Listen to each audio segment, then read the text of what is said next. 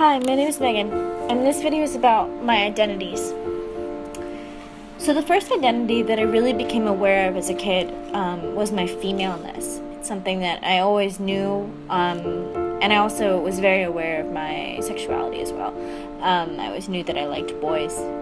One thing, though, that I did struggle with as a kid was feminine gender roles, because I didn't like the long hair, I didn't like the dresses. But I also loved to cook, so that was sort of a struggle that I had as a kid. And even today, do I have to do all those things to be a woman? So I learned English at home, and I also took Latin in high school and some in college as well. So I took Latin for 5 years. I studied some Spanish and some Italian as well, for 2 years each. So I do know I have some background knowledge in Romance languages. In high school, that was when I really became aware of my racial and political self.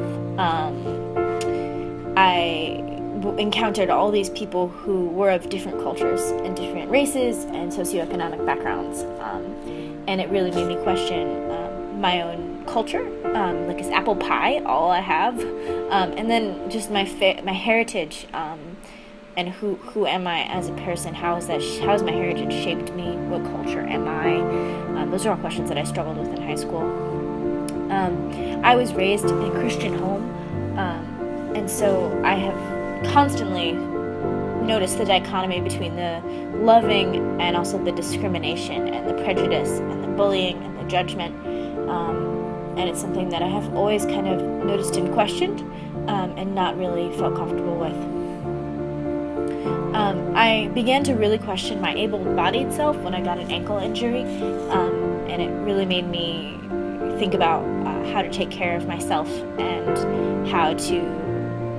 what would happen if I couldn't walk. Something that really changed my viewpoints on able-bodied, that definition for myself. So these identities above me are also my privileges. I have this cloud or invisible backpack, as it were, of privileges that I walk around with, and that I appear to be all of these things, and I am these things in most ways. But it is also important for me to recognize that I have to fight against a lot of these things, or acknowledge these things. And it really makes me think, who do I want to be? How do I want to be perceived? As a teacher, as a person,